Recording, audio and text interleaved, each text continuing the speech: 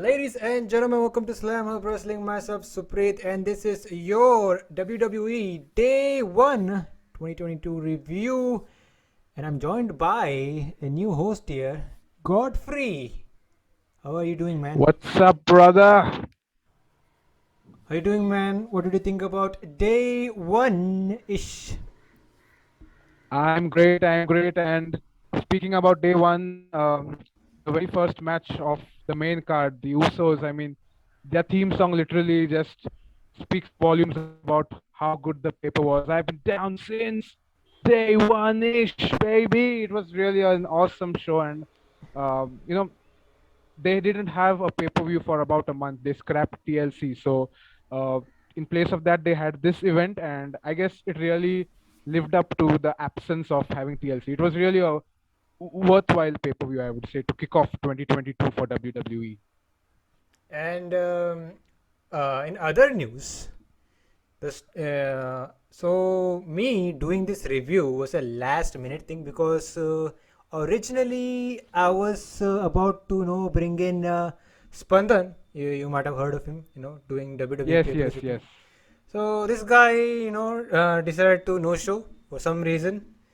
We'll have to get to the bottom of this, when the day comes. But I wanted to do this review, so I hit you up. And we were planning to do somewhat of a review podcast for a while now, if I am not wrong.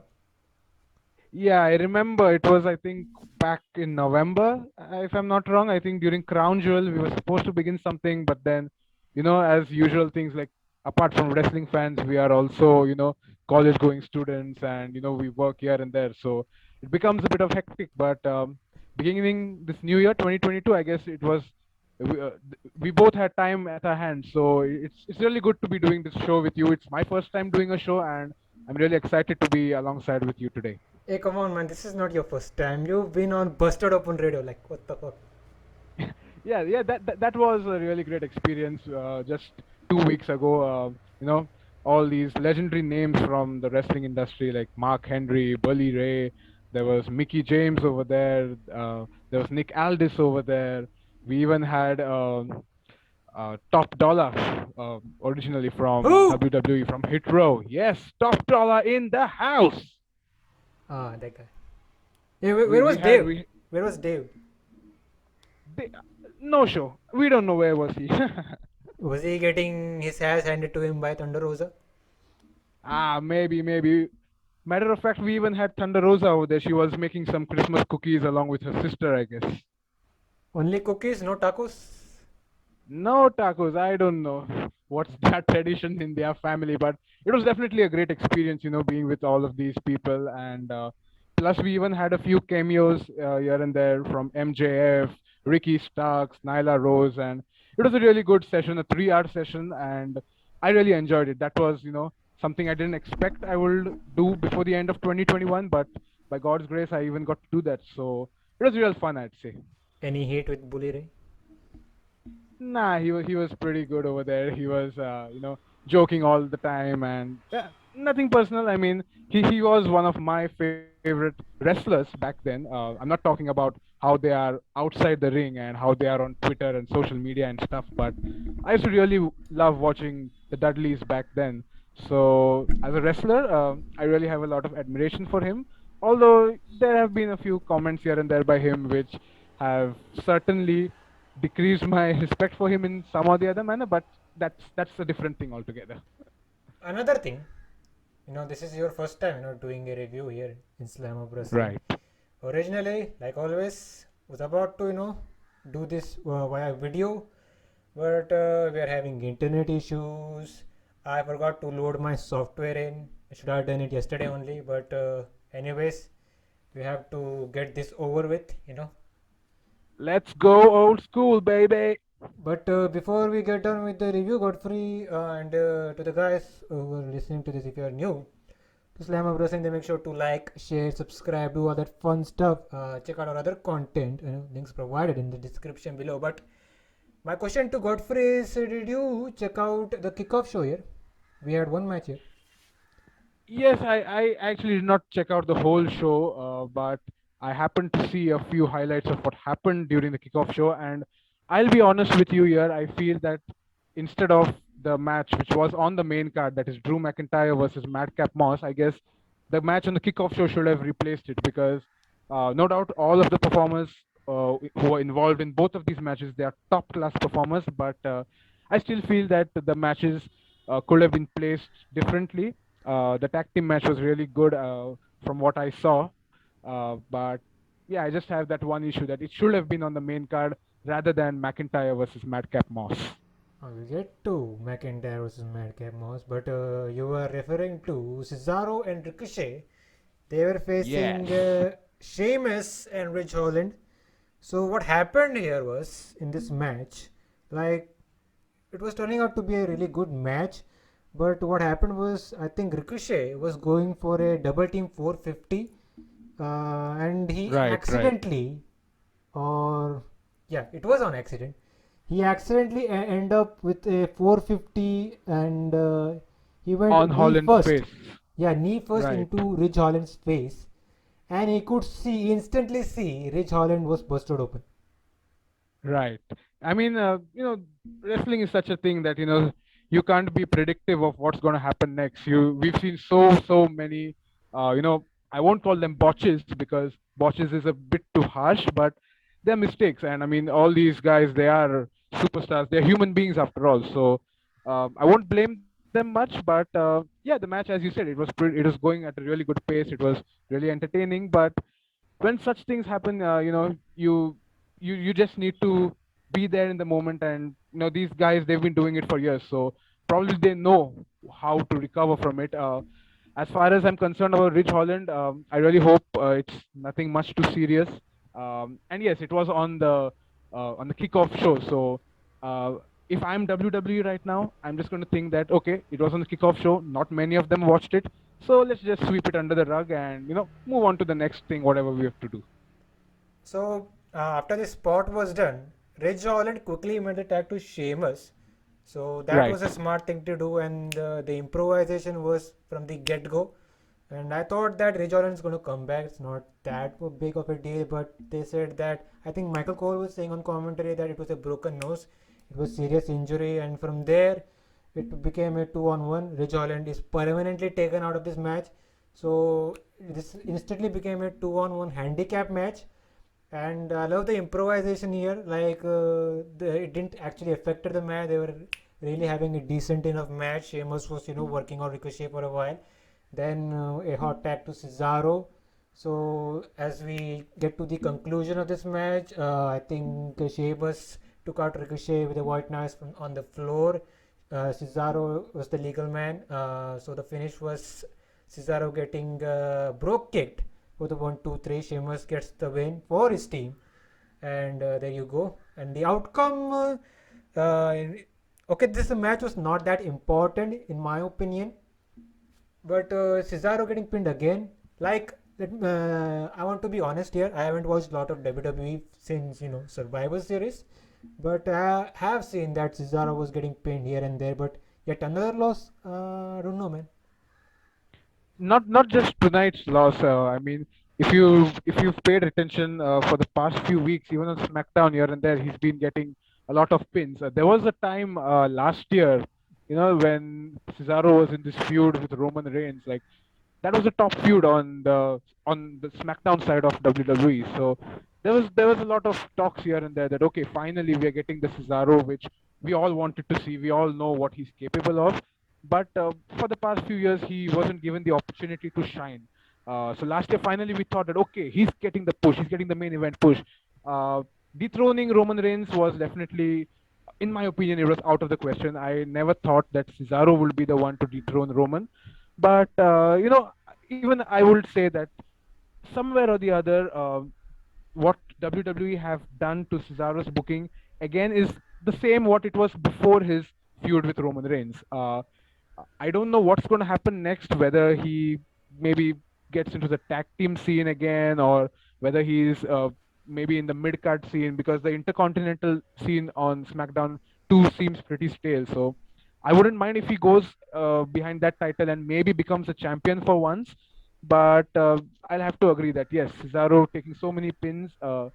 is sort of something which we wouldn't want to see as wrestling fans, honestly. So there you go. But we forgot to talk about the breaking news throughout the night, and this was a little shocker. So what happened was, Universal Champion, the Tribal Chief Roman Reigns, he was pulled out of the show because I think he has COVID. Right, right. So this was actually a big deal. So they even had to mention it on TV, of course. So because of this, the scheduled match, which was supposed to be Roman Reigns versus Brock Lesnar for the Universal Championship, that was scrapped. But you had to get in Brock Lesnar, right? So Brock Lesnar was added in the WWE Fatal 4-Way title match, and it became a Fatal 5-Way. So there you go.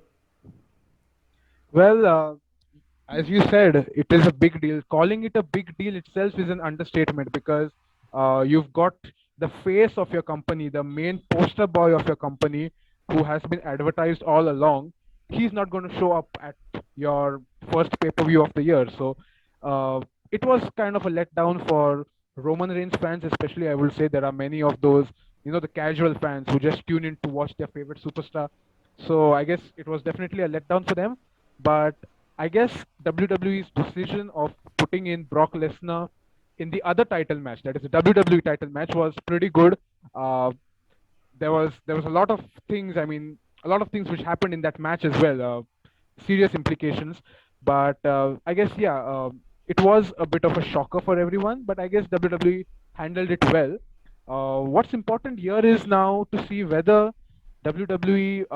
I mean, it depends on how fast recovery Roman Reigns shows. If he's because there was about a week ago there was a news of even Seth Rollins being affected by COVID. So and he was fine tonight. So if a similar thing happens with Roman Reigns, I guess they're pretty good. Roman Reigns will be back within say 2 weeks at the most. But if not, then WWE have to think of what are they going to do with the Universal Champion. Do they make Roman Reigns relinquish the title, or how do they go about with it? That's going to be something interesting to see. Well, there you go. But WWE, I think, handled the situation great here. So good for them. And we'll talk about the main event. But let's get to the Right. main card quickly. So before that, I want you to get your. What are you using here in terms of audio? Are you using your earphone? Yes, yes, I'm on a earphone itself. Yeah, you're sounding like you're in some windy place. I think you need Okay, to just take the microphone of your earphone little far from your. okay. This is this better? Okay, now it seems like you're in a different universe. Where are you, man? Ah, I'm right here from Mumbai. I'm just on my balcony on a lovely Sunday afternoon, chilling Okay, out, okay, talking some okay, wrestling. okay, okay, okay. You're sounding a little better now. Okay, okay. I'll try to keep this itself. This Okay, so yeah. about the main card. So they kicked off with the Smackdown Tag Team Championship match. This is the Usos defending against. Can I call it the New Day? Still. I mean, we don't know. I mean, the Usos versus the New Day has been a legendary rivalry, I would say. I mean, you put these two teams in the ring, they'll give you a really good classic match. Uh, as far as I am concerned, I mean, I've been a fan of the New Day, I've been a fan of the Usos. It's been a bit repetitive, I would say, but WWE had basically no other option as well. They wanted to begin their calendar year with a pay-per-view which would have top quality matches. Given the fact that at the last moment Roman Reigns was Brock Lesnar had to be called off, so this match was something you would expect to be uh, a really really good match, and it delivered. I mean, I even remember someone saying that we've kind of got a match of the year contender on the very first pay per view. So uh, I would say it was a really good match because the Usos and New Day they never failed to live up to the hype what they create. But yes, it's in recent times it's been a bit too repetitive. Maybe there could be a gap now. Maybe not put these two teams against each other for say about a year or something. But I mean, it's WWE. We know how they are. They love to play a lot with the fans' emotions in a positive way and as well as in a negative way. So yeah, but no doubt the match was really good. I watched the whole match and I really loved it. Everything was amazing. If you talk about that match. Yeah, like you said, this has been a little repetitive. Like, this is what? They have been having matches since 2015, Usos and New Day. Absolutely. I mean, back then the Usos weren't so, I mean, back then they used to come with the face paints and stuff like that. They were a bit more of the fun-loving tag team. The New Day, however, have kind of, maintained their persona over all these years as the unicorns and the candies and stuff. Now and then, I mean, Biggie as champion, everyone thought he would be he would like completely change his character after becoming WWE champion. But no, he was still that fun-loving guy. So that's a quality trademark of the New Day, I would say. But yeah, as you said, since 2015, they've had I don't know. I mean, all their matches have been classics. I'm not going to lie about that. But yes, it is becoming a bit too much. And as I said, maybe a year gap before the next match. I think that could maybe make things better. So then, like when we have them again, like it's something new. It's fresh, not new exactly, but something fresh. Like we won't be used to seeing them in quite a while. But the problem is, you got two great tag teams here, but you aren't building anyone else on that level.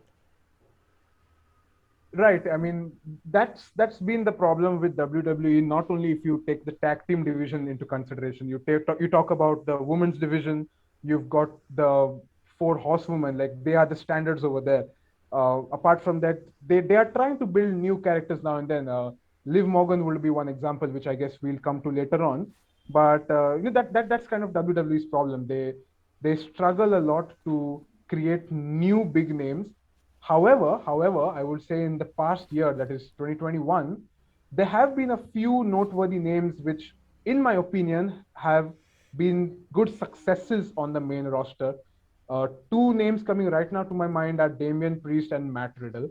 There are others as well, but I guess they are doing some sort of recovery here, WWE. But we'll just have to wait to see how everything goes into sorts.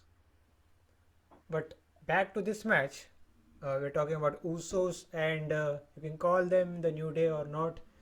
But it was King Woods and Kofi Kingston, and like you said, really good match. Usos New Day, great chemistry, given great matches in the past. But I think I've seen better Usos versus New Day match compared to this. But nonetheless, it was a really good match. Like even they even told the story of what they did. I think it was 2 months ago. The Usos were trying to injure Kofi's knee or something like that. Right, exactly. And I just remembered that during this match, I mean, it was early morning here when I was watching it live, and I remember I forgot which Uso it was, but one of them they did this entire thing as Roman does, this the ooh wah and the Superman punch thing, and it kind of made me miss Roman. I mean, the fact that we already knew he's not going to be on the pay-per-view, so that was kind of I could say nostalgic. I don't know what to call it exactly, but that felt really good. Uh, but yeah, as you said, the match was good, and there have been better Usos versus New Day matches. But yeah, I guess being the first match of the first show of the year, I think it really lived up to the hype, and it pretty much did what WWE may have expected from these all these four superstars. And we also got a bunch of several near falls. Both teams were hitting their signature maneuvers, and like I just mentioned, a great callback to the injured knee. I think Jimmy Right. Uso, locked in a leg submission. The Kofi Kingston was able to escape. The crowd was super into this. This is awesome chants.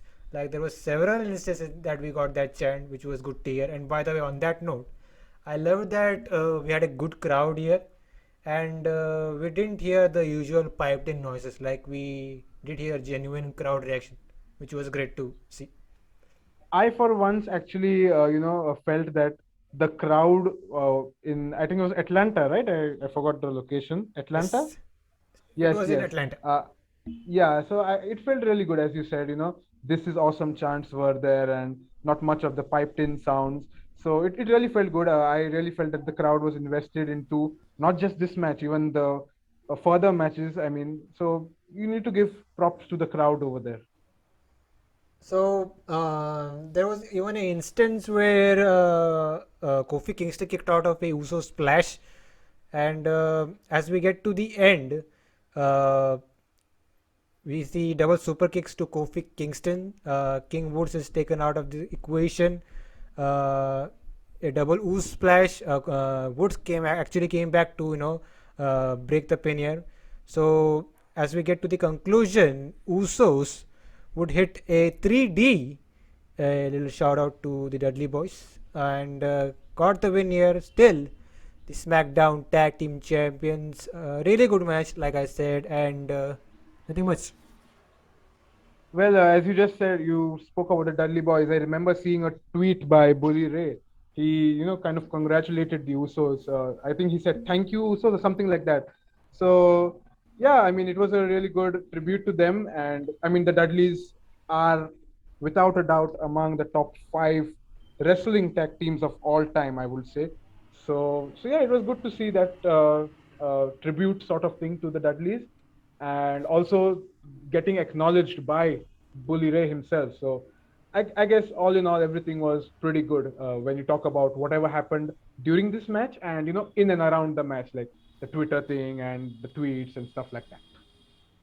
But as we move on, we had a bunch of video packages or promo packages on the participants of the main event Fatal 5-Way match. Like we had one for Big E, we had one for Kevin Owens, I guess, Seth Rollins. Do they call him Seth freaking Rollins right now? I was shocked actually when I saw that Seth freaking Rollins over there. But I mean, it's been his tagline since years, but I never thought that that was something official. Like, you've got you've got so many other superstars who have sort of taglines like that, but I never thought that WWE wanted or intended to make freaking as something official when they show it on the graphics. But anyways, he is freaking awesome, no doubt. But it was kind of something which took me by surprise. A pleasant surprise, I would say, though. So, as we move on, we have Drew McIntyre versus Madcap Moss. Is Please right? don't get me talking about this match, because I still feel that this match was a waste on the main card. They needed to keep the earlier match, which was on the pre-show, in place of this. Look, I mean, Drew McIntyre is probably one of the top superstars of WWE right now. After all what he did in 2020 when he was champion, he was the face of the company back then. After that, after losing the title, many fans started turning on him and stuff like that, but still he is one of the top guys of the company. But him having a match against someone like Madcap Moss, who is basically just a sidekick to someone like Corbin. I mean, if it was Drew McIntyre versus Corbin, I would have still said, okay, that's fine on the main card. But Drew McIntyre versus Madcap Moss, I felt there was no need to have it on the main card, on the main show. As a pre-show match, I would have taken it any day. But yeah, I would say the match was pretty good. But the placement, I'm really disappointed with. Why was it kept on the main card?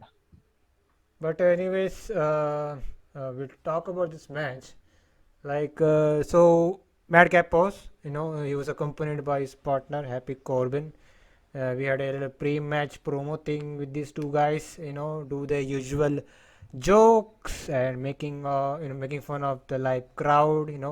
Madcap Moss hitting his lame ass jokes, like he was calling people in Atlanta fat. Sorry. So as we get to the match was fine for what it was, I guess. But the one thing to take from this is Madcap Moss can go, man. I mean, if you remember back when he was Riddick Moss, he was most of the time in the 24/7 title scene. He used to just chase around the title now and then, and he was a champion, I guess, if I'm not wrong, 24/7 champion. But I still feel that he was not given much time to showcase. In this match, however, he really showed what he can do. But at the end, we know it's WWE. Whoever they think can be a star for them, they're just going to push them. No matter if you have the best talent in the world, someone like Ricochet, even if you still have talent like him, you can still be kept on the pre-show itself instead of the main show. I'm just so sad that Ricochet is not getting that main event time, that push on the roster. I'm really, really disappointed with how they are booking Ricochet, honestly. But yes, as you said, yeah, coming back to Madcap Moss, yeah, he really showed what he's capable of. Let's see how things go on in the next couple of weeks for him. Yeah, he's good and all in the ring, but right now he has a very stupid gimmick. Yeah, exactly. His gimmick seems really stupid. Whenever when Corbin was the broke down Corbin, like he used to roam around begging for money and this and that. I really like that version of Corbin. I guess I don't know if you agree with me on this or not, but I guess WWE made that change from broke Corbin to happy Corbin pretty soon. I guess if they would have prolonged it a bit more, it could have made a greater impact. But nevertheless, it's done now, and let's see. I mean, I hope that this gimmick of Happy Corbin works in ways WWE intends to use them. But as of now, it's clearly not working for me. I'll say that. Hey, I'm not a big Corbin fan or something like that, but the Happy Corbin thing, it is way better than what he was doing as King. No, I'm not talking about the king thing. I'm talking about when he was broke. He used to, he had his t-shirt out. There was ketchup spilled over his shirt. He used to just roam around, steal things here and there. That was the time I really liked Corbin. Once he got that, I think they showed him winning some lottery or something when they were in, I don't know, during SummerSlam season, if I'm not wrong. He completely changed from then, and I guess that's been pretty blank up till now. I loved him when he was broke and when he was poor, honestly. But overall, I actually not a big fan of Baron Corbin. Yeah, there you go. That's his Yeah, real name, same here, Baron same Corbin. here. But about this match, I think this was uh, like it was done to establish. You can say it was basically a time pass match for Drew McIntyre. You had to bring him in the pay per view, give him Madcap Moss. At least Madcap Moss was able to get some shine. It in a way was a kind of a breakout moment for him. So for that alone, Yeah, it was a I don't see any way how this match benefited McIntyre. But yes, as you said, for Madcap Moss, it was kind of a thing to show, to prove what he can do in front of a larger audience. So yeah, I guess from his point of view, it was pretty helpful for his character. Yeah, and they made sure that Madcap Moss, did something, came out looking great. Like there was this big spot where he caught Drew McIntyre in midair, almost botched it, and he hit a power slam or something like that. And the commentary team, I think it was who's the other guy? Yeah, Pat McAfee. He was joking Yes. around that he barely got it with Baron Corbin, which was little funny, if you ask me. Yeah, I mean, look, as you brought about Pat McAfee now, and I'm not going to stop talking about him. He is, in my opinion, the best wrestling commentator currently in the world. To take into consideration any promotion, I don't think there's anyone more entertaining, more lively, more energetic, and more natural than Pat McAfee. So yeah, as you just said, his commentary can even add some life to a dull match, or a non-important match such as McIntyre versus Madcap Moss. Did you call him the best wrestling commentator in wrestling right now? Yes, I did, and I'm ready to debate on this all night long. No, I will keep it short. I will agree that he's the best commentator in WWE. Maybe even there's also a debate over there because Corey Graves is also, he's really great. he's really great, but it sometimes feels a bit forced when he talks. If you pay real close attention to the way he frames his sentence. I mean, look, Corey Graves is more or less like the heel commentator sort of thing.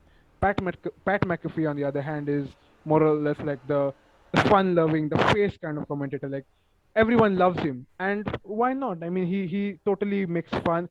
He in fact talks stuff what people like us, tweet. Like suppose there's a match going on, there's a botch or something like that.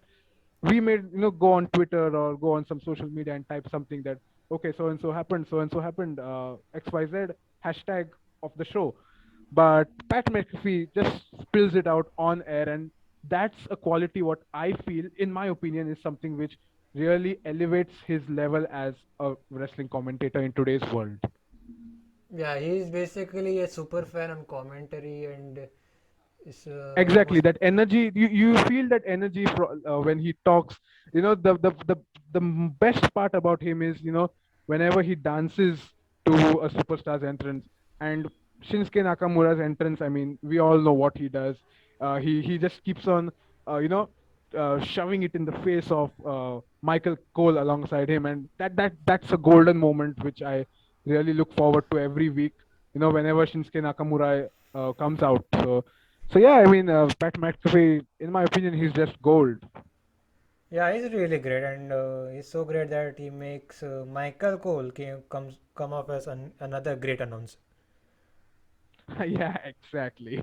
But about Corey Graves, you said that he's not that, he had some criticism. I would say the reason why Corey Graves is great, he's kind of the opposite. He actually sounds like a serious commentator, heel or not heel. Well, yeah, I'll agree with you. I mean, he's been around for quite a while now, and whatever he talks is like, he. I mean, as you said, there were a few criticisms just recently, especially whenever he was calling during the women's match, like. But I guess I'm not going to talk much about that right now. But my personal opinion, I would personally prefer Pat McAfee over Corey Graves any day. It's nothing to do with the criticisms or whatever, but I just feel that Pat McAfee is a commentator who I would prefer listening throughout a 3-hour pay-per-view show as compared to Corey Graves. But I was just saying, is he the best commentator in the entire wrestling right now? I don't think so. I have a bunch of 4 5 names that I can list off from the top of my head. But we don't have the time, Godfrey. We can do a separate Yeah, podcast yeah, that. for Let's that save topic that alone. for debate another day. Yeah, exactly. We were talking about this McIntyre Madcap Mouse match. So the finish was McIntyre was going for the Claymore. He did the 3-2-1 bit, but Madcap Mouse actually had it scouted. So they were, running the ropes. McIntyre quickly catches him with a Claymore. Finally gets the win, and there you go, man. Really, you could say good enough match for what it was. Yeah, for whatever, I mean, WWE put themselves into the situation of having this match on the main card. I mean, it delivered, I would say, but that still doesn't change my mind that I feel it shouldn't have been on the main card. But as we move on, should we talk about this right now? They also had an angle on this paper regarding these guys. Excuse me, regarding what? Like they did an angle, a backstage skit or segment. About the one regarding Madcap Moss and Yeah, Madcap McIntyre. Mouse, McIntyre, and Corbin. Didn't they do something backstage? I actually kind of forgot what happened because I was a bit sleepy back then. I didn't pay attention too much what was going on Oh, backstage, come but on. no, I honestly forgot what it was. I may have not been in my room that time. I might have gone to take a piss break or something. I can't blame you. I can't blame you, sir. Yeah, But, right. Because but I am actually not getting over with this gimmick of Corbin and Madcap Moss. So it's kind of something like a break to me. But I mean, since we are doing this show right now, I would love to hear what happened actually. Otherwise, I'll have to sit through the whole pay-per-view again.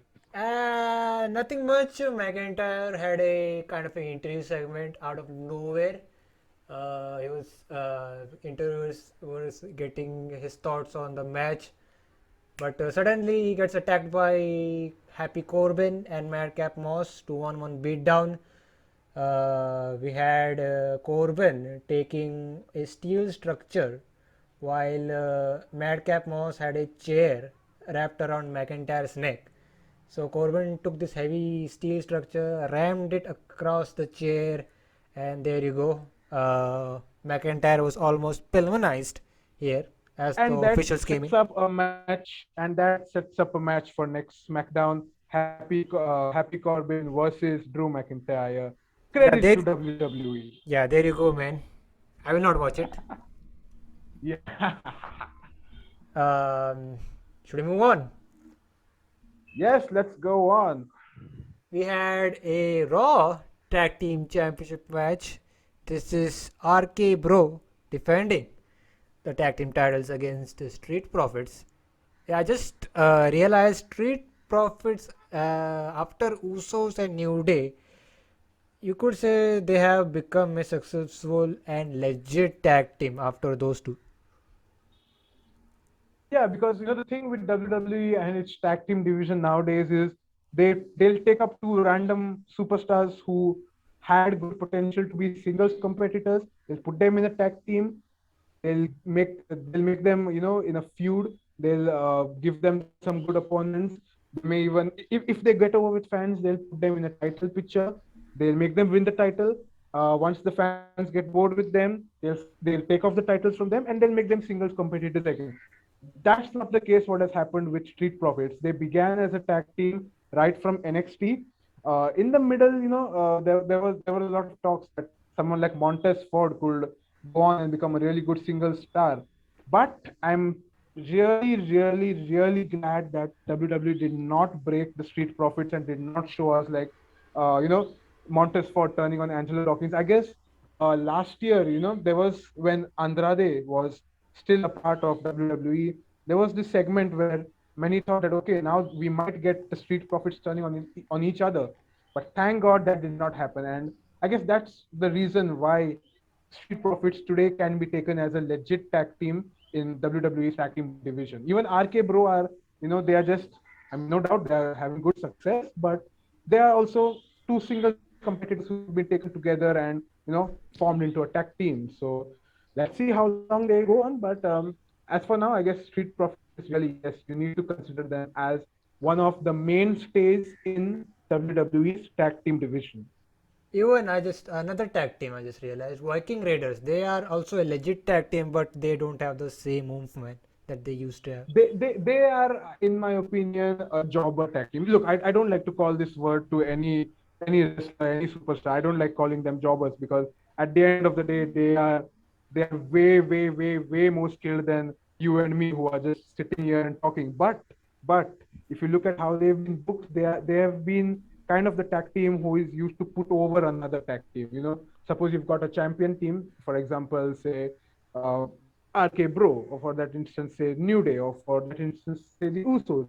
You if you want to establish them, establish their title run, establish them as a top team, you put them against Viking Raiders. Viking Raiders are going to take the loss, and the other team becomes more relevant. But I really hope that things change pretty soon because they are really good. I mean, I wasn't aware of this much before, but recently, like just a few months ago, I saw a few matches of them from Japan, and I think Noah, if I'm not wrong.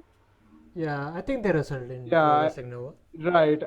I just saw some random matches here and there on YouTube, and they were really good. And I hope WWE does something good with them and makes them more relevant in the tag team scene. Yes, they've been a mainstay there, but they haven't been so relevant as the other tag teams. I don't know, man. That's a long overdue. Right, exactly. But let's see. Let's see. Who knows? It's a new year. Something can happen by the end of this year. We'll have to wait and see. But talking about this tag title match, it was good. Not that that good. It was semi decent. Uh, if you see the standards and the It was a decent match, competitive I scene. would say.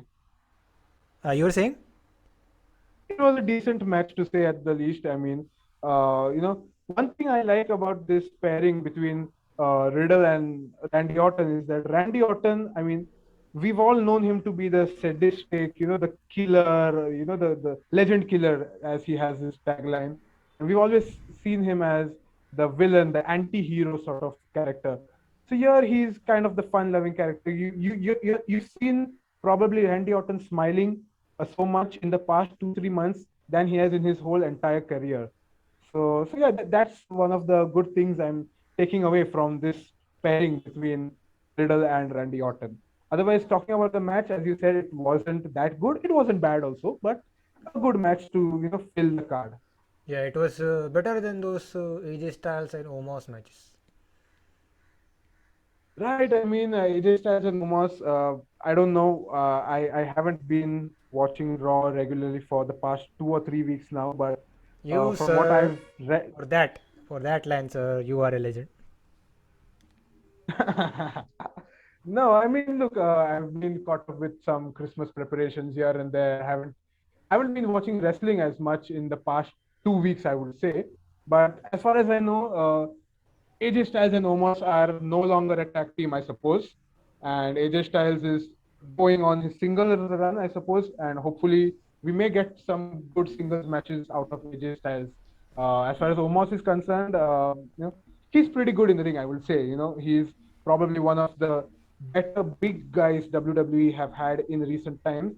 It's just a matter of time till we see what WWE plans to do with him, whether they want to make him, you know, into a bigger star as a solo individual, or whether they want him just as a mid carder or maybe in the tag teams, whatever. Yeah, God bless us seeing that singles run. Yes.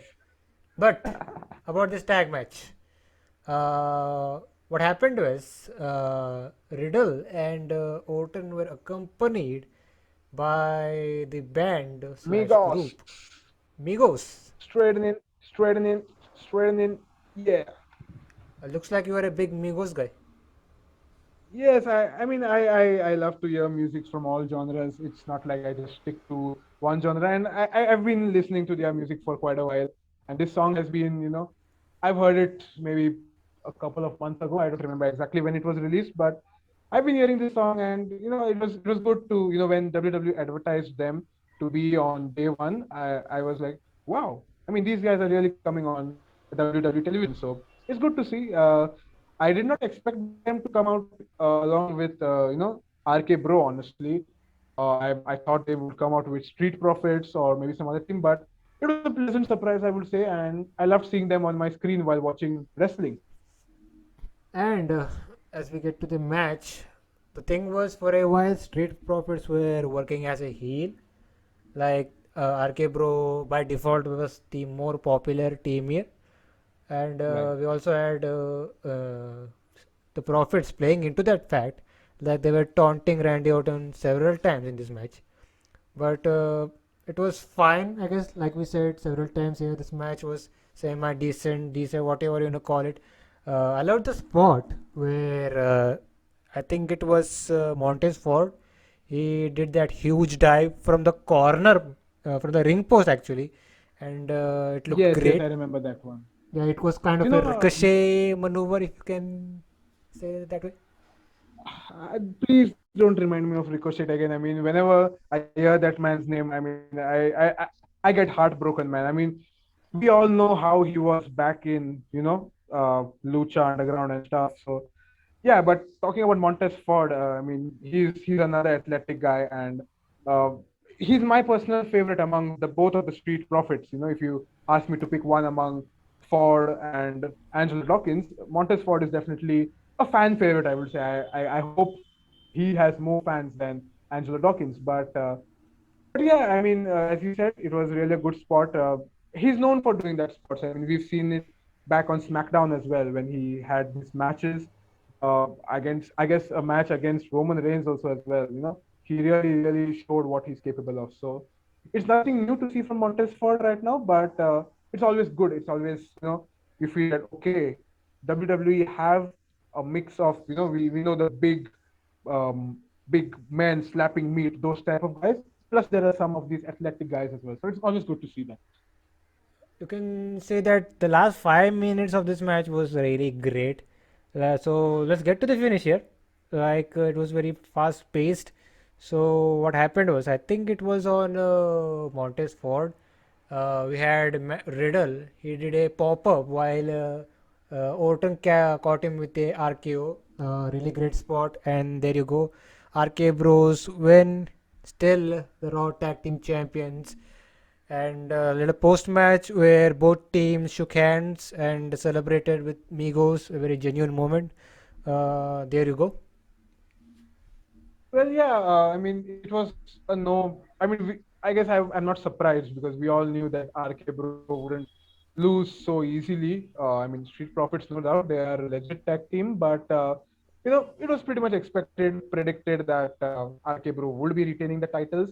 And as you said, at the end of the match, that moment where you get both the parties coming together, shaking hands, hugging it all off. Plus, you've got mainstream media celebrities coming out here, and that gets more eyes on your product. So all in all, I will say things went pretty good well here for WWE as well.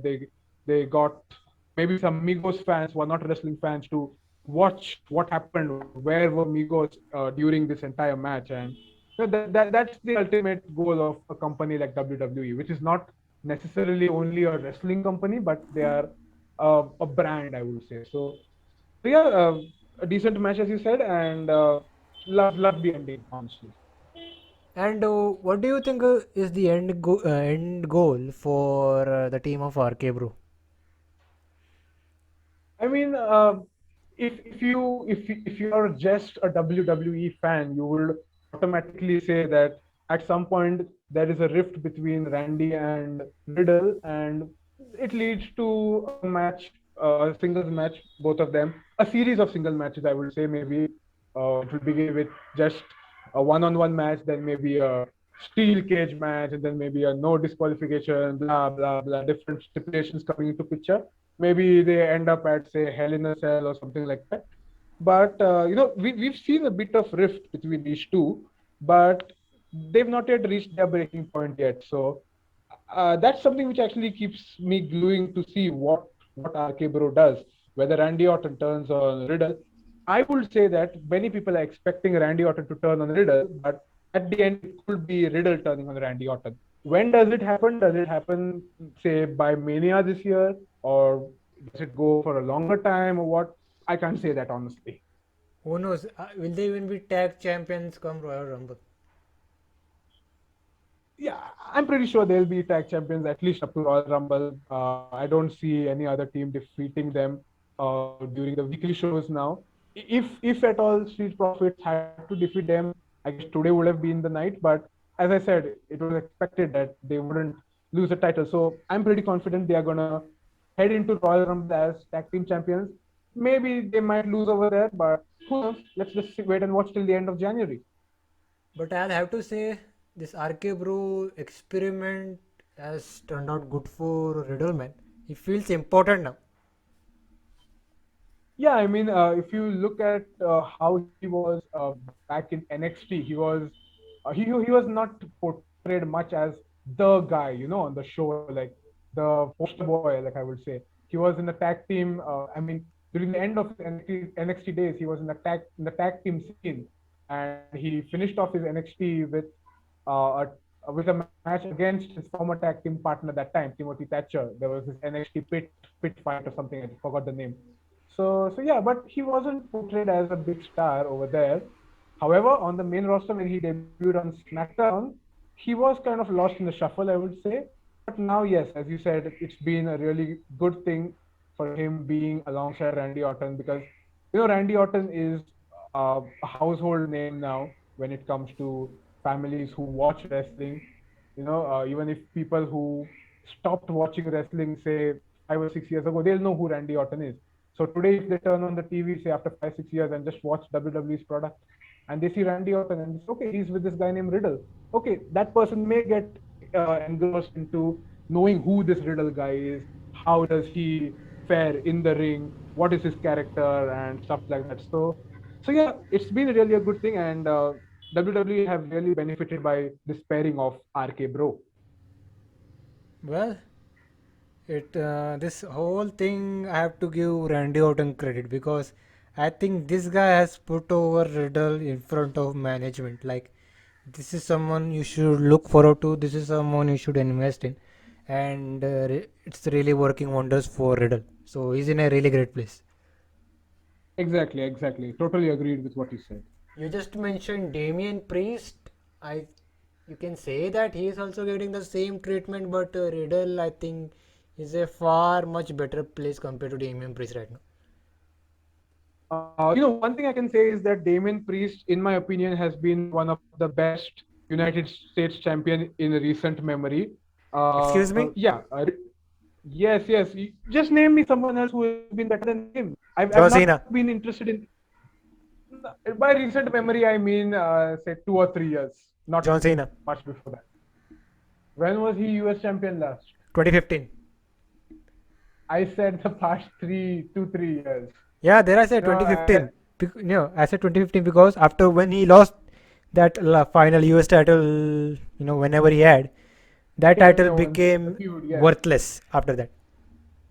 Exactly, exactly. And after it becoming worthless, Damien Priest has directly been the next best United States champion. As you said, John Cena, correct. I'll agree with you. After John Cena, the next best one has been Damien Priest. No one comes close to that. Okay, I will take your word for that. Yeah, and yeah, as you even said, Riddle has been better than Damien Priest. Sure, yes, he has been better than Damien Priest.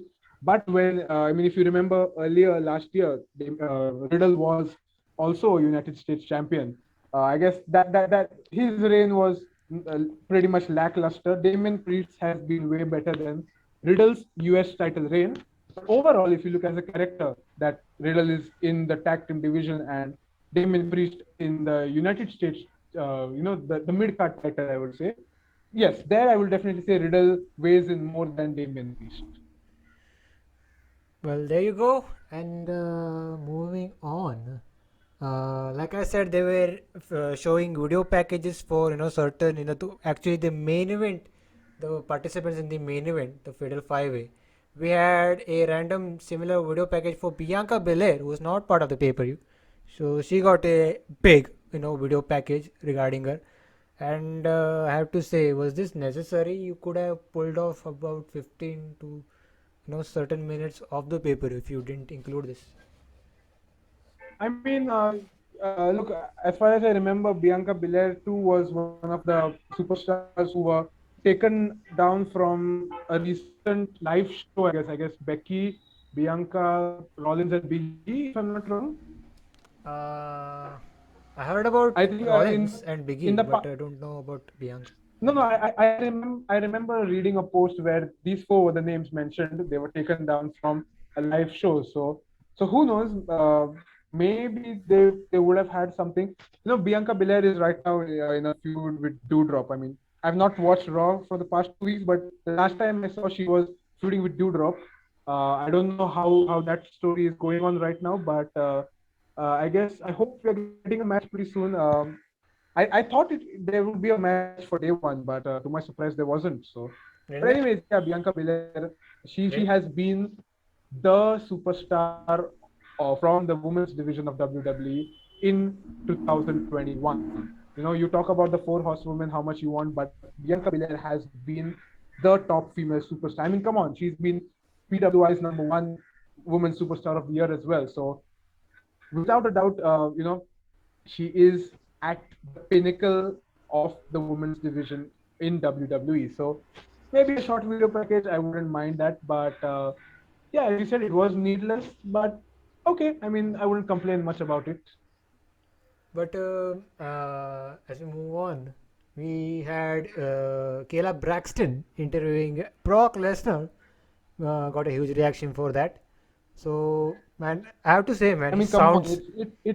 it's Brock Lesnar, Brock Lesnar. I mean, you've got to take his name in Paul Heyman's accent. No, I am not better We than want to Paul hear it. Heyman. The audience wants Um, to hear it from you. Come on.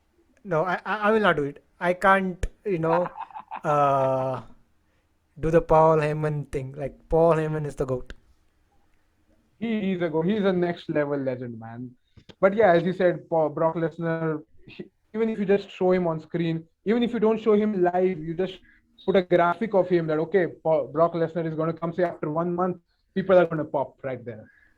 Yeah, I said this in the past. Babyface Brock Lesnar, the former Brock Lesnar, is, he's different. He's entertaining. I dig it for what I have seen. And he sounds so good on the mic here. Like he's sounding super charismatic. And like I he mean, didn't even I needed Paul Heyman from the yeah, exactly. get go. As you just said, it feels that where was this Brock Lesnar all these years? Why wasn't he getting to talk on the mic? Why was Paul Heyman always his mouthpiece? I mean, no doubt Paul Heyman did a more than fantastic job alongside Brock Lesnar, but I still feel that why didn't we get this Brock Lesnar a few years ago? Maybe the time when everyone was against Brock Lesnar because he used to just win a title and just sit out for months on the trot and then show up at a pay-per-view. I mean, if we had Brock Lesnar talking like this, maybe fans wouldn't have turned on him that much. But at the end, I would say like it has all played out pretty well. When Lesnar made his return back to WWE this past year, from that time onwards, he's been this friendly guy. We remember the segments where he used to, literally be the Canadian besties with Sami Zayn in the ring in the past few weeks. I mean, those have been really hilarious. So yeah, it's good that we're getting this version of Brock Lesnar right now, and I really dig it as you just said. Yeah, the only reason it comes off great is that he talks limited, and when he talks, it comes off something special because you don't listen from every time. Exactly. But there you go. He talks about saying that he'll walk out as WWE champion. That is a spoiler, and we got to witness the luscious teeth of the beast. Did you notice that? Yeah, I mean, yes, I did notice it actually. Holy shit! As you said, as you said, this version of Brock Lesnar has been something else. People did not expect all this stuff coming out from someone like Brock Lesnar. You look at this Brock Lesnar right now, and you look at Brock Lesnar, say in the beginning of 2020. When he was feuding with Drew McIntyre as pre-COVID. It's totally different, man. I mean, this Brock Lesnar, as you said, he's just way more entertaining. The older Brock Lesnar was entertaining in his own right, but this one personally has been my favorite version of Brock Lesnar. My attention is still on those Brock Lesnar teeth, man.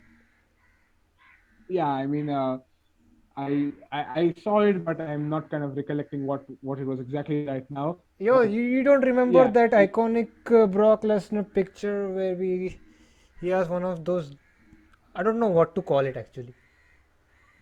Are those yeah, I real? remember when he smiled and winked or something like that. No, you haven't seen that picture of him on the internet where everyone talks about his teeth. Like what happened to his teeth?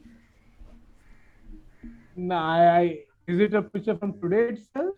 Yo, you don't remember like this guy has cavities everywhere. Like someone chopped off his teeth in half or something like that. Ah, oh no, it may have gone out of my head right now, but bottom line, he is really entertaining. That's all I can say right now. Okay, then let's move on. Let's talk about Edge versus the real and more famous Miz. I love this the real and more famous maze. First off, I got it. I got where it comes from.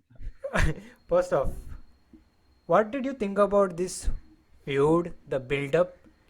I didn't see WWE, like I said, since Survivor Series. But to me, this came off forced out of nowhere, and yeah, that's all I had to say regarding this feud. What did you think about this feud?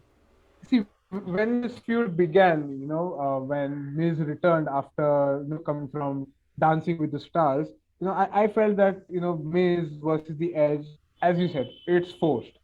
But over the past 2 weeks, whatever I've been reading, as I said, I haven't watched much, but based on whatever I've been reading, tweets from people here and there, and all these different reports and stuff, I feel that this feud has really, really shaped up to be a good one for WWE.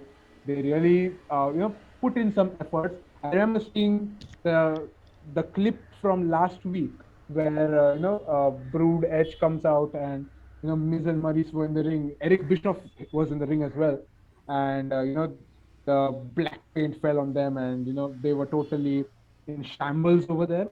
I guess somewhere or the other, WWE did a good job by building them. Initially, I wasn't a fan of how this thing spanned out, but I guess over the weeks, I guess they did a pretty good job in building up towards the match which we had today. And the match. That was regarding the build up. Let's talk about this match. This match went 20 minutes. I was not paying attention to the timing, but to the match, I was paying attention to the match itself.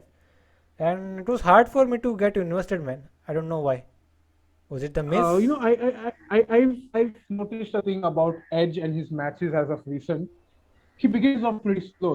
Once the match begins, you do, as you said, you don't feel interested at the beginning. But I guess in the last few minutes, this match had me hooked on.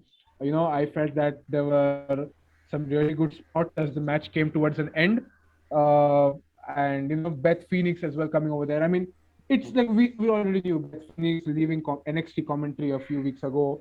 It was pretty much a spoiler saying that okay, Beth Phoenix is going to come back to the ring, and since Miz has got Maurice in his corner, so Beth Phoenix is definitely going to be there. There's going to be a mixed match, mixed tag team match pretty soon, I'd say. There can also be Beth Phoenix versus Maurice coming down the way. So yeah, I mean, this feud is far from over, as we all know. It's just going to see how long WWE drag it, or whether they just do things off and finish it off in a few weeks, or whether they drag it for a long time. They have some stipulation matches and stuff like that. Speaking only about today's match, I'd agree with you that it began off slowly, but I was a bit invested towards the ending part of the match, to be honest. Yeah, this was. I think you could have cut off 10 minutes from this match. This match didn't deserve to go 20 minutes. I mean, WWE. I mean, with the unfortunate thing what happened to Roman Reigns, they had to, I mean, they may have had so and so time slot planned. They had to increase the time slots for different matches. And as you said, Bianca Belair's promo video, I guess this was the reason why they had to have that, because Roman Reigns versus Brock Lesnar, you would expect it to go minimum 10 minutes. So they had to find some time to fill all these things in. So I guess probably that was the reason why they had Edge versus Miz go a bit longer. We all know Edge is really capable of, going on in long matches. Miz as well has been a really good veteran. So yeah, I guess these two were the guys to do the job, and they had to do it. I mean, no doubt. From a fan's perspective, it felt a bit dragged on, but at the end, I would say it came out pretty well. Yeah, I could have given those 10 minutes to the main event. The main event, I would say, felt pretty okay. I would say, the moment you've got someone like Brock Lesnar in a match, in any match, be it a one-on-one match, a triple threat, or a fatal four, a fatal five, whatever, you know that this guy is at some point going to take each of the superstars and just give them suplexes and F5s. You know that's bound to happen. And I was surprised to see that happening right in the initial minutes of the match. We'll get to that point later on as well, but just pointing this thing out here, I felt that match was pretty good. I mean, I wouldn't complain about that match whether it should have lasted a bit longer or whether it should have been cut short. I think that was perfect. And as I said, Edge versus Miz, these two were the guys who needed to do the job of killing extra time. And I guess they did it. I mean, Miz's character itself is someone who, he hit one punch to his opponent and then move across on the ring side and, gain applause from the crowd. And plus, you've got Maurice as well. So it automatically helps you to kill time over there. And I guess that was WWE's plan basically, and that was the reason why this match lasted for longer than it should have. That's my only criticism, that it went long. I don't know if I can call it decent or not, but there were some moments that was, somewhat interesting. So let's jump to the conclusion here. Like, I think there was certain moments where Maurice was trying to get involved, but she finally did. She used her, I think it was a purse or something on Edge. She Yes, yes, whacked the it. first she hit it on. Yeah. Right. So I think Miz got in his skull crushing finale. Edge kicked out. So Miz was showing his frustration. I think Maurice was on the apron arguing with the referee or something like that. So the shot here was Miz was facing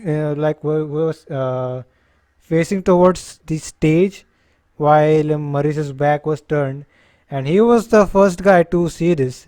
Like he saw Beth Phoenix, like he had a shocked look on his face. He saw Beth Phoenix, showing up on the stage, and he told Maurice to turn around.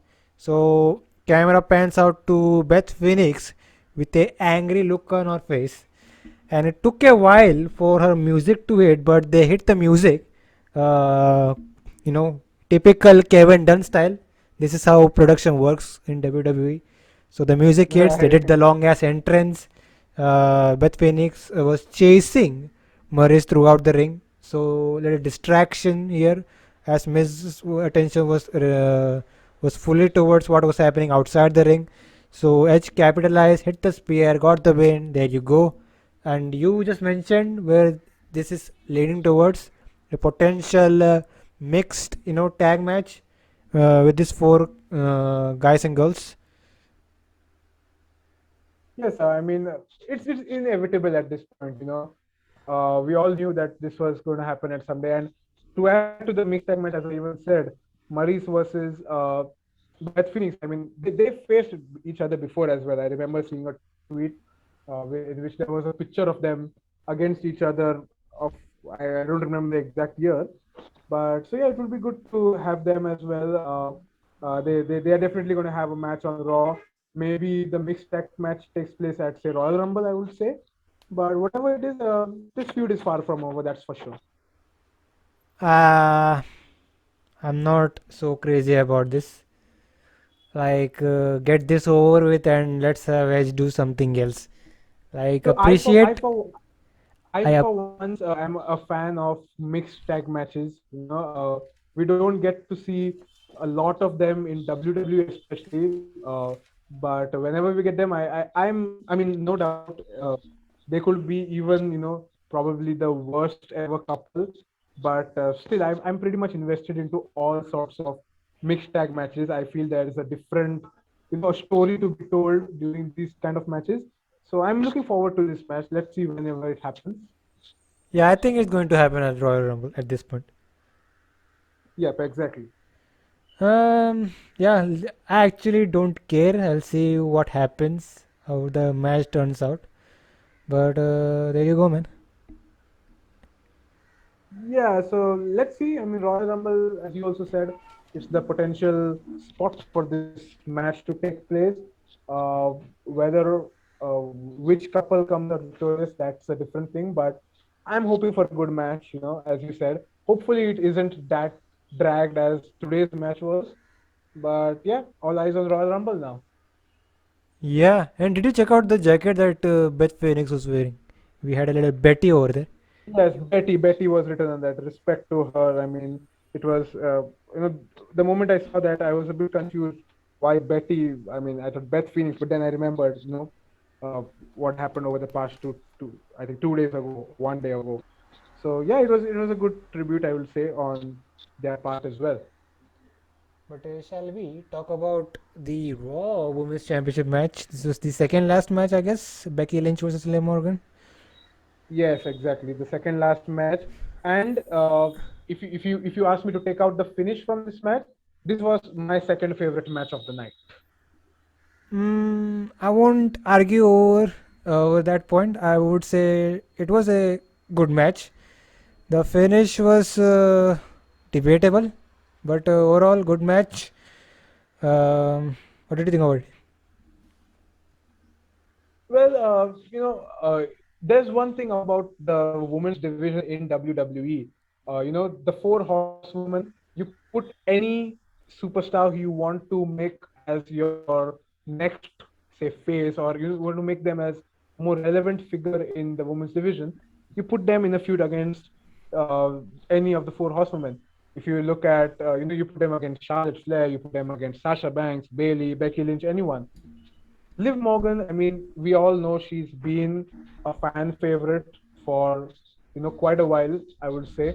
I am a huge fan of Liv Morgan as well, but she hasn't been given the opportunity to make it big, I would say. Uh, However, I mean, ever since she got into this feud with Becky Lynch, she has become a bit more relevant. The last time when they had their match, we all know Becky Lynch using her heelish tactics, having one hand on the rope, and she pinned Liv Morgan, and then that led to this rematch. Uh, Also, as you said, in this rematch, the finish was a bit debatable. Uh, One good thing from the finish, I would say, is it just establishes Becky's heel character. Like she'll do anything, she'll get her hands dirty to get the win. So it just establishes that. Uh, I actually saw a few people complaining that Liv Morgan is buried and stuff like that. I would totally disagree on that because it's Royal Rumble season, and now I guess many people will be of the opinion that okay, Liv Morgan is one of the superstars or the participants who could probably win the Rumble.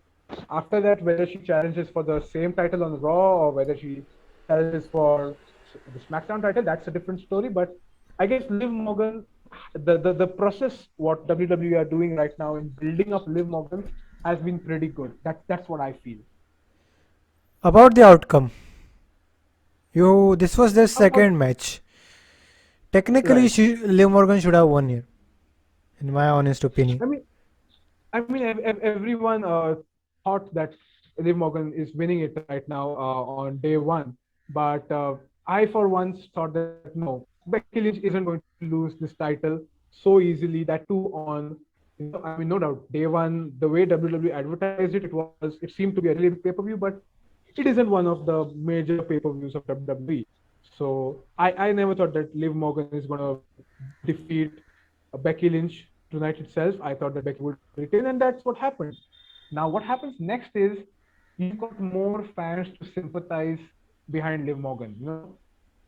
People are going to say that okay, Becky Lynch, she's a heel. She's used this method in order to get her win. Now it's the time to support Liv Morgan. Get behind Liv Morgan. Let's see if she wins the Royal Rumble or not. Maybe by WrestleMania season, she may be in another title match. Who knows? But yeah, I mean, I was I was totally of the opinion that Becky Lynch was going to win this match anyways. I wouldn't have mind if Liv Morgan had won as well, but I mean, I kind of felt that yes, Becky Lynch was getting the win. Yeah, it's one thing if you give Liv Morgan the Royal Rumble, but other than that, I don't see any other reason why you should give Liv Morgan another title shot. Yeah, I mean, I don't see another title shot coming out of nowhere. The Royal Rumble seems like something what I think WWE are gonna do. I hope they do because we all thought back at Money in the Bank last year, Liv Morgan was gonna be Miss Money in the Bank, but things changed even then, and from then onwards, like we've been just pushing forward that okay, WWE have not made a Miss Money in the Bank. She may be the sole survivor. Okay, she wasn't sole survivor. Okay, now she might win the title against Becky Lynch. She's not won it. Okay, she might be Miss Royal Rumble. But let's see what's going to happen next.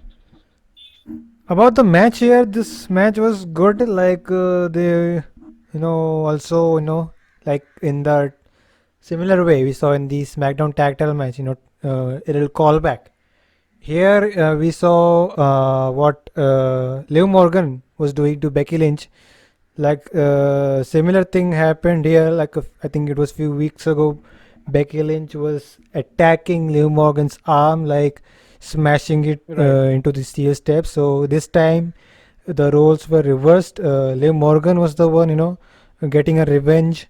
And throughout this match, Becky Lynch was showing, there was she was being desperate, and concerned. You can see the look on her face that told a story. That was good on part of Becky, and really good near falls. You could say loved the part where Liv Morgan, hit that sunset power bomb. Yeah, exactly. And just going a bit back to what you said, Becky showing the frustration. I remember this. There was a point during the match where she was like totally clueless. Like, what's happening? She's used everything in her artillery to get the pin over Liv Morgan, but she's not been successful. And like, she was really frustrated. And that's why I still call Becky Lynch one of the best expression artists currently in WWE. You can say that. You can say that. But let's get to the conclusion here. So what happened was they are exchanging big moves, some good near falls. I think Liv Morgan was going for her finisher. You call her the Oblivion. Yes, yes. So she was going for that flatliner, maneuver.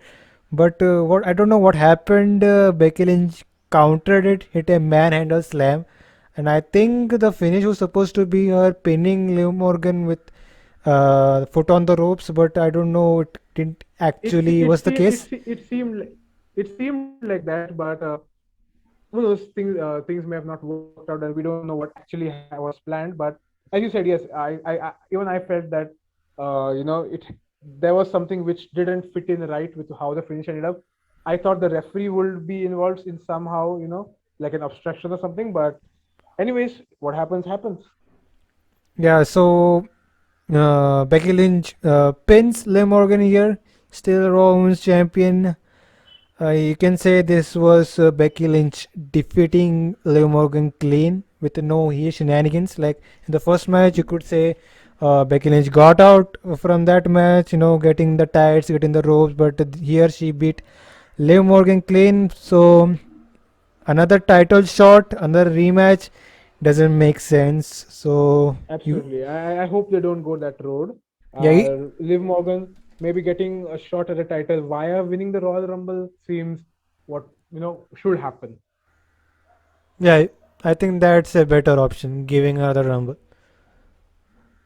Exactly. Or I don't know, man. If this turns out to be the way you're saying, if this turns out to be yet another Daniel Bryan, Kofi Kingston thing, who knows? I don't think that will happen, but you never know. It's WWE. They shock you every day. They do, man. They do. But here in this case, Liv Morgan should have gone over. But this is what happens when you don't have depth in your division. Like, who is even left in that division beside the Horsewoman, beside Bianca? I mean, there have been a few good names as of late. I mean, uh, up till a week ago, I would have said Tony Storm from the SmackDown side of things, but now that even she's not there, I think Piper Niven is, whom I'm going to place my bet on. She has WWE need to do something with her, make her a bit more relevant in the title scene because she's someone who can do it, who can, go the distance. We've seen a lot of her before. I mean, I'm not going to even call her Doudrop. I'm just going to call her Piper Niven right now. Great. So, so yeah. So I mean, Piper Niven, I guess she has got to be. She has what it takes, no doubt. But it's up to WWE. They need to do something and make her more relevant in the I say, also, also someone like say Zaya Lee up till now has been portrayed good in her 2-3 weeks of whatever she's been shown. But whether or not she gets into the main title scene, that's I feel as a long shot. But hopefully something happens over there with the women WWE have got right now. I say this every time. Merge the divisions, both Raw and SmackDown. Let's have just one title, even for I the guess tag team scene. Even for the I tag team guess scene.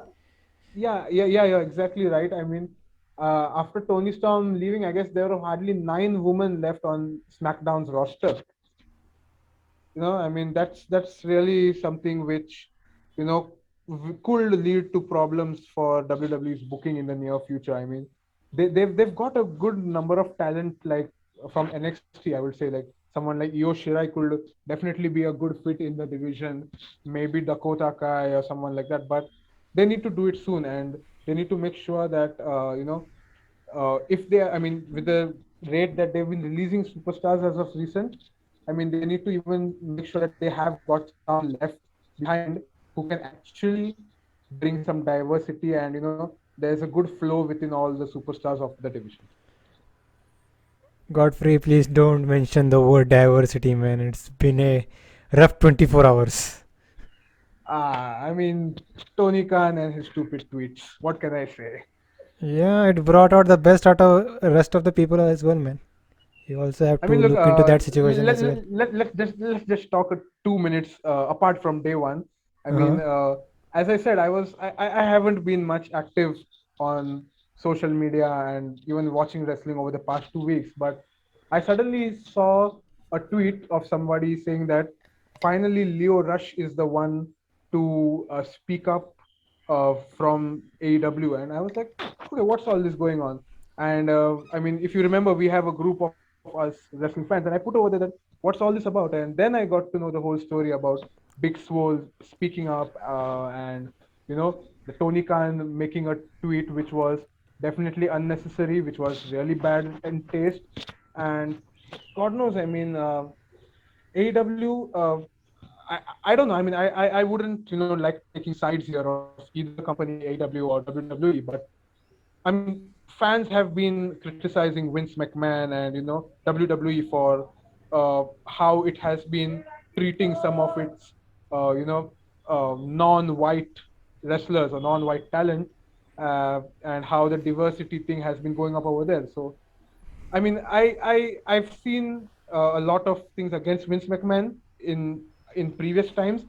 So I guess the same kind of energy needs to be maintained when you talk about Tony Khan and how AEW is operating. No doubt they are really doing well when it comes to their television product. But such things kind of could leave a bad image in the mind of fans. So yeah, I mean, I don't know. I mean, I really feel that the tweet by Tony Khan wasn't needed. I just hope he had a time machine to go back 5 minutes and delete that tweet. Yeah, yeah, very bad on Tony Khan. Hope he recovers from this. And Yes. the diversity thing, that's just a narrative, in my opinion. No, not a narrative. I mean, look. I mean, you talk about the entire pro wrestling scene. Uh, you've not got diverse top stars, I would say. I mean, there are. If I've got to talk about AEW, they've got a handful of non-white superstars who are doing pretty good over there. But at the same time, this is something which is not just AEW's problem. I mean, if you look about WWE, Biggie, Bobby Lashley, these were, I guess, the third and fourth black champs. The first was Rock, second was Kofi Kingston. So just two champs in you know the entire history of the company, and then all of a sudden you've got Biggie and Bobby Lashley becoming champs in within a year. So I guess WWE have decided to kind of play it safe. Maybe cater to the needs and the demands of fans from all things, from all the backgrounds. But I mean, AEW, no doubt, as I said, their content is pretty good, really good, I would say. But when it comes to this, I wouldn't call it as a narrative. It is something which needs to be taken into consideration. I mean, Big Swole herself spoke about it. Leo Rush, when he made a few statements. I mean, I was shocked. I mean, I thought that this guy was like totally pro AEW, and I think, I don't know if I'm wrong, but I think I heard him speak here and there a bit against WWE. So him saying this was something really eye opening to me, and I hope it is eye opening for some people who are in the the management, especially if you talk about AEW, especially Tony Khan in particular. But it's their thing to look. I will definitely say that they'll handle what has to be done. Yeah, diversity is good, but that doesn't mean, for example, you have to put the WWE Championship on Titus O'Neil. You get my point? No, I mean, look, as you said, Titus O'Neil is definitely not WWE Championship material. Yeah. Bobby Lashley was, Biggie was, for a matter, you will even say, if Keith Lee was given the proper booking, even he could be a WWE champion. Now that Keith Lee is a free agent, I mean, you would expect some company, some major company, and I'm not just saying AEW in particular, I would say even maybe Impact. If they get Keith Lee, it will be really good. They could have a really good champion. And I'm not just talking about this from a diversity point of view. I'm talking of it as an overall talent, an overall, what brand value you bring to the company. I think Keith Lee is a pretty good, pretty decent package of all of it. Uh, I would still say he's one of the few superstars who I am pretty disappointed that WWE let go. I mean, Alistair Black, Bray Wyatt, and Keith Lee. I guess these three are the ones who I feel WWE shouldn't have let go. But anyways, let's see what happens. What's stored for the future. Okay, man, let's move on with the pay-per-view quickly. Before we get to the main event, we had this, I don't know if you checked out, we had a video package from Johnny Knoxville. I know, Uh, right? He had uh, my TV was a bit on a lower volume, but I just remember him speaking about something, about day one, and I guess he wished Happy New Year or something, if I'm not wrong. something like that. Yeah, I didn't pay attention over there, but I remember just seeing him on my screen. So he was talking about new goals for 2022. I think I don't know who Johnny Knoxville is. Do you know? I wasn't much aware, but I think I just saw on WWE social media he's from the cast of the Jackass or something like that, some show. I'm not sure. I Yeah. think they were there. They were there a few weeks ago, and they had a segment with RK-Bro as well, if I'm not wrong. Oh, really? Yeah, they had a short segment backstage with RK-Bro. So I was new to the name Jackass or something like that time, but turns out he is a celebrity figure and good for WWE. They are getting more eyes on their product. But the thing is, one of his goals is to enter the Royal Rumble match. That's something which I didn't hear, but if that's the case, I don't know, man. I mean, it's just, I mean, definitely he's not going to make much of an impact. He's definitely not going to be Mr. Royal Rumble, but okay, it will be a good fun spot, maybe teaming up with some other guy and taking out some of the bad dudes. Yeah, screw it. Just make this year's Royal Rumble a celebrity Royal Rumble. Like you already I have mean, fired 80 to I, 200 superstars I last mean, year. I mean, I'm not bothered much about the men's Royal Rumble. I'm just waiting to see how WWE go about with the women's Royal Rumble. They hardly have any talent. It's but obvious that a lot of NXT talent are going to be showing up in the Royal Rumble. Maybe a few legends here and there. Beth Phoenix, now that she is becoming active again, so I feel she's inevitably going to be there as a part of the Royal Rumble. Maybe a few superstars here and there from NXT UK as well. God knows, I'm really looking forward to see what WWE do with their women's Royal Rumble match. Yeah, at least Santina Morella will show up. uh, I'm speechless. I'm not going to say anything right now. Yeah, for that reason, let's move on and talk about the main event, man. This is a fatal five-way for the WWE Championship. WWE Championship. This is Big E defending the title against Bobby Lashley, Kevin Owens, Seth Rollins, and Brock Lesnar. Am I missing someone? No, I mean, you took the name Brock Lesnar, and the first thing, I mean, the morning when I woke up today, I was like, what? Roman Reigns is not going to face Brock Lesnar? Come on. This is such a big letdown. But ultimately, then when we came to know that Brock Lesnar is going to be in this match, I was like, okay, yeah, okay. And we kind of knew what to expect out of this match, and turns out that that's exactly what happened. And this match went 8.5 minutes. But for what it was, this was great. And I repeat it again. You could have given 10 minutes to this one from the Edge versus Miz match and gave that time to this one. Like this match deserved it. I wanted this match to go for on and on. Like the first minute or so was super great. Right. I mean, Brock Lesnar in the ring with any opponent, you know what's going to happen. You don't have to even think twice. There's going to be a lot of bodies falling around all over the ring. So the story here was like the match started from the get go here. Like Kevin Owens and Seth Rollins were working together, and they decided to go after Brock Lesnar. Why? Biggie and Bobby Lashley were fighting outside, but Brock Lesnar, being Lesnar, quickly we saw a bunch of German suplexes on Kevin Owens and Seth Rollins. I think at one point Owens got dumped on his head, which was Yes, insane. yes, yes. I mean, Kevin Owens is known for doing such insane stuff, and that's why he's one of my favorites as well. So yeah, I mean, he's a really matter of fact, he's my birthday twin. Okay, May 7th. Remember the date. Kevin Owens and Godfrey Fonseca, both of us celebrate our birthdays, and we are both equally extreme and insane. Oh, that's great news. But about this match, as I was saying, so let's Rollins and Owens are being German suplexed. Biggie enters the match.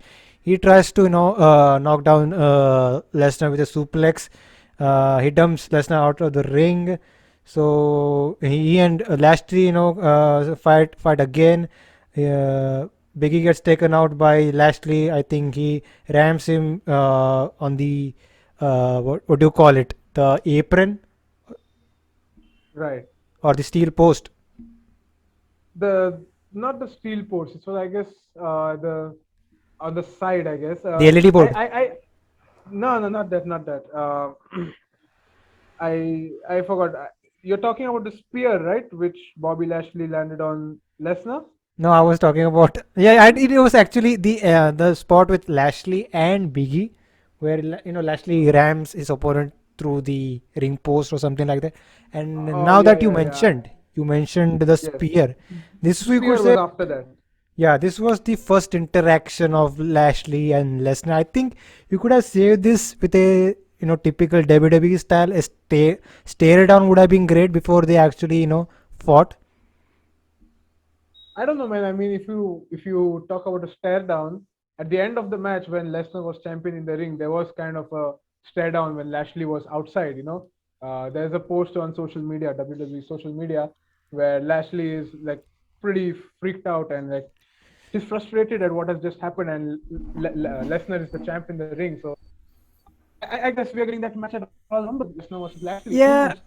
yeah, I get your point, but this is somewhat of a special thing that Lashley and Lesnar are together in a ring, so you could have done a good old stare down, wouldn't hurt. Would have got a good reaction from the crowd as well. Yeah, no doubt there would have been a really good reaction. But speaking about stare downs, whenever you talk about stare down like this, I still feel bad that the stare down which we got between Roman Reigns and Keith Lee didn't lead to anything, unfortunately. But yeah, in this case, Lashley versus Lesnar could have been a really good spot if the both of them were in the ring, looking at each other with those big meaty men standing up against each other. But it is what it is. I mean, before we move on, I would just like to say that there was one spot which I personally loved. Rollins and Owens were pretty much teaming up against Lesnar, and there was a frog splash by Owens from the ringside Mm-hmm. uh, to onto Lesnar, who was laying down there. So that was a really cool spot. I mean, I loved that. I felt that it was just another example of how extreme Kevin Owens can be. But yeah, Lesnar was speared by Lashley through the barricades, and you mentioned Rollins and Kevin Owens were attacking, double teaming both Lesnar and Lashley because they are the two threats. So I think I don't know what was actually was happening inside the ring, but it was down to just Owens, Rollins, and Biggie. So at one point, out of nowhere, Lesnar comes back. He's F5ing everyone. Like he F5s Rollins, Owens. I think he F5'd Biggie as well. I don't know. But Lashley then comes back. He spears Lesnar again and goes for the hurt lock and Yes, locks I it in. remember. So Biggie breaks that and hits the big ending on Lashley. Lesnar picks up Biggie, hits the F5. One, two, three. Brock Lesnar is new WWE champion. Crowd didn't boo. They actually cheered for it because at this moment, Lesnar is a bigger babyface than Biggie. So the title run is over for Biggie. Lesnar is a champion again, and you talked about the stare down, man, with Lashley and Lesnar. Like they did actually put a lot focus on that situation. So lot of scenarios to think about here. Yeah, I mean, fans are now going to be thinking as if who is going to be Lesnar's opponent next. I mean, if you look at where this feud actually began, Biggie was champion. Seth Rollins won. I don't know. There was some gauntlet. I forgot what was it exactly, but Seth Rollins had this red color contract or something, and he was bound to face Biggie. And we all thought that Seth Rollins versus Biggie is going to happen for the title at some point. One thing led to another. Next thing you know, you've got five people in a match, and the winner is someone who wasn't even advertised up to 24 hours ago. No doubt, Brock Lesnar being a champion, I'm really excited about it. I guess Raw can be a bit more watchable now, but I think this was sort of a last moment panic sort of move made by WWE to, you know, put the title on Brock Lesnar, and for obvious reasons. I mean, Biggie, when he became the champion by cashing in on Lashley, it all seemed pretty good, but his entire reign was pretty much lackluster, I would say. Let me tell you something about the biggest title run. Bad timing. Yes. But I mean, look, the when it began, it was really good, I would say. But keeping in mind who the other contenders were, what was the entire pool of superstars, along with whom the who are the feuds going to happen with. Talk about Kevin Owens, you talk about Bobby Lashley. Now that Lesnar has come over there, Seth Rollins. You know, it yeah, I would say it was sort of bad timing. It felt really good when he cashed in like that day. You will not see a single negative tweet. Everyone was just happy that Biggie cashed in and became WWE champion. Biggie is one such likable character, I would say. He's among the few likable characters. You talk about Hangman Page as well. Uh, I would say that Biggie cashing in on Bobby Lashley and Hangman Page defeating Omega. I mean, uh, it was definitely something which felt really good at that time, but the reign after that has been lackluster. The similar thing has been with Adam Page as well. I don't even feel that he is the current AEW champion right now, and it was a kind of a similar situation with Biggie as well. Now that Biggie has lost the title, Lesnar is the main champ. So let's see what goes on next. At this point, I don't know. Lashley versus Lesnar at WrestleMania. Um, I will buy that. I mean, yeah, that could be a potential plan, but then you've got to see what happens in the next few months. I mean, WWE have a Royal Rumble to go with. I guess they'll be having Elimination Chamber.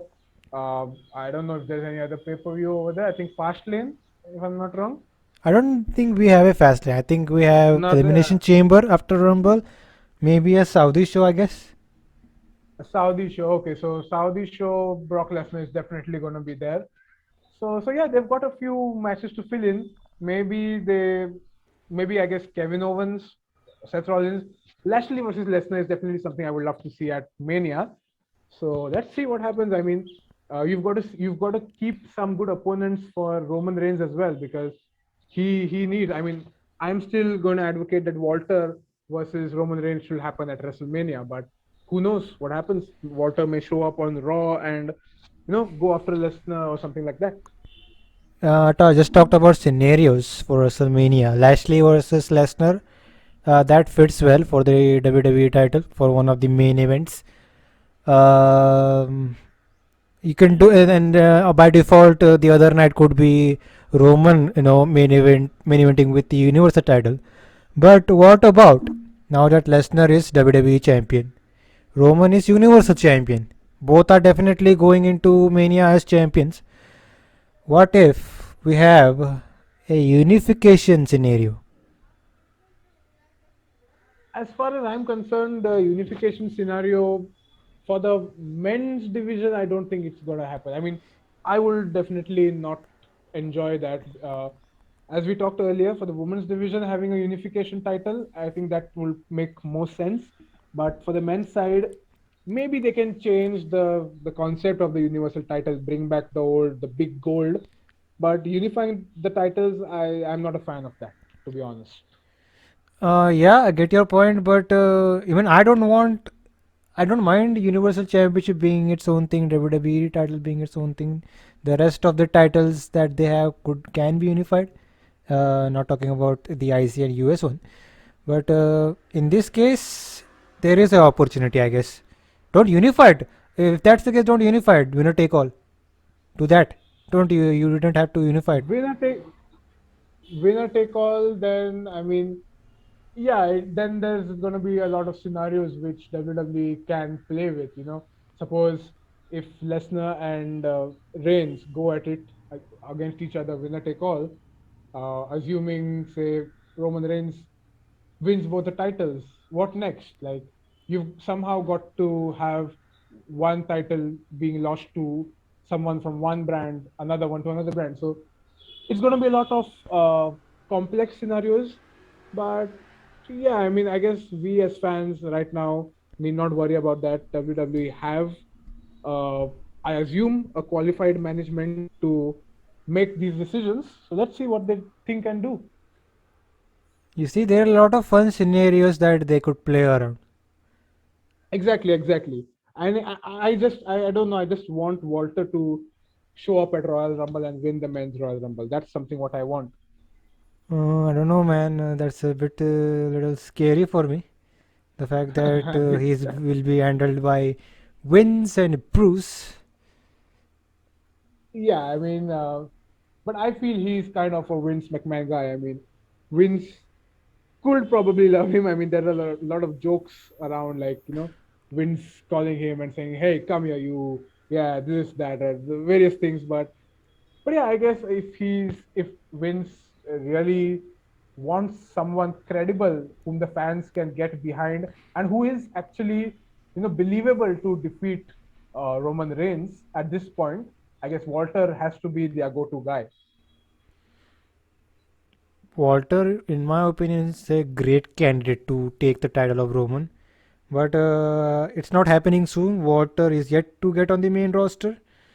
But seeing the I mean, WrestleMania situation, with Walter, I definitely have some hopes that he shows up at Royal Rumble, wins the Royal Rumble, and goes on to challenge directly. That's something what I see happening. But as you said, who knows what happens in real? see another great scenario. These all three great scenarios that we mentioned is really fun to if it comes to reality. Certainly. I mean, I guess I have fantasy booked way more scenarios regarding Bray Wyatt, the Fiend, than anyone has done on this planet. Of what? Him coming back? Of of Bray Wyatt coming back at different points throughout the past year. I don't know, man. I've had a lot and lots of fantasy bookings, but who knows? Let's see what happens. All we can do is just book and imagine things. At the end of the day, it's Vince, Bruce, and all the other guys out there who take the decisions. I would rather have Bray Wyatt slash Wyndham get featured in the next Fast and Furious movie than him coming back to WWE. Yeah, I mean, we all know how creative of a mind Wyndham has. So yeah, I mean, there have been rumors here and there of him joining Hollywood, working on various projects. Uh, I guess we just need to just wait and watch and see what happens, where he ends up. Hey, but overall, WWE Day 1, it was a good pay-per-view. The last pay-per-view was Survivor Series. The build-up to that was lazy. The whole concept of that whole pay-per-view is lame as well. So it turned out to be a kind of a decent show. Almost turned out to be a shit show. But this, the build-up was good. You can say decent. I haven't watched the show, but overall the pay-per-view was good. Some good wrestling, and yeah, that was day one, man. Yes, certainly. I mean, I really loved the pay-per-view today, and the fact that despite of having Roman Reigns pulled off of the card, I mean, I am a big Roman Reigns fan. He's my number one guy in the whole of wrestling today. So despite him being pulled off the card at the end moment, I guess I was a bit disappointed in the morning when I read about him not being on the card. But the way things went out, I guess I was pretty satisfied with the one title change which happened, the various matches which happened, and how the entire show went on. I guess it was a really good day. And But mind you, they I don't know, they are not calling it pay-per-view for now. I think they're calling it some premium live event or something. oh yeah, I I don't know. forgot I it. mean, This they were calling been it. reading about that. Yeah, they were calling WWE Day One the first premier event of the year, Yeah. something like that. Yeah, I mean, it makes sense actually. I mean, the whole concept of pay-per-view has kind of been demolished, given that there are so many streaming services now, legally as well as illegally. So the fact of the very root cause of calling it as a pay-per-view is not there. So I think it's okay for a change to have it being called as a premier live event or something. But that was day one, and let's hope we can get you for Royal Rumble, man. Yes, man. Sure. Let's hope all things work out well. My schedule is a bit lighter. It is currently lighter now, but I may be getting back to some of my academics and stuff in this next week. So let's see what's the scenario by the time Royal Rumble comes. But before we leave, Godfrey, where can these guys find you? Well, you guys can find me on Instagram at the rate _ Godi, GODYYY. There's a triple Y and 21.21. So Godi 21. If you are a wrestling fan, definitely make sure to check out my Instagram page. I post a good number of wrestling fan arts over there. I haven't posted one since the past month or so, but there are many artworks which I post over there. Some of them which have been even featured by superstars on their Instagram accounts, on their Instagram posts. Adam Cole, Scarlett Bordeaux, Nikki Ash, for example. I mean, they have done it quite often in the past. So do make sure to check out my page on Instagram as well. And let's keep the internet wrestling community booming as ever. And you can find Slamhub Wrestling on Twitter at SlamHubW, Instagram at Slamhub Wrestling. You can catch this review on Anchor and Spotify as well. This was the WWE Day 1 review, and I'll see you guys next time.